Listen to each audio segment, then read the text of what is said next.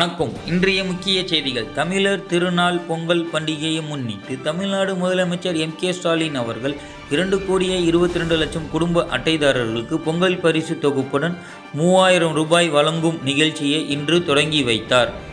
அதனைத் தொடர்ந்து R.K. நகர் கிழக்கு பகுதிக்குட்பட்ட வார்டு 39 அமுதம் நியாய விலைக் கடைகளில் R.K. நகர் சட்டமன்ற உறுப்பினர் J. எபினேசர் அவர்கள் நேரில் சென்று குடும்ப அட்டைதாரர்களுக்கு 3000 ரூபாய் ரொக்கம் மற்றும் பச்சரிசி, சர்க்கரை, கரும்பு உள்ளிட்ட பொருட்களை வழங்கினார்.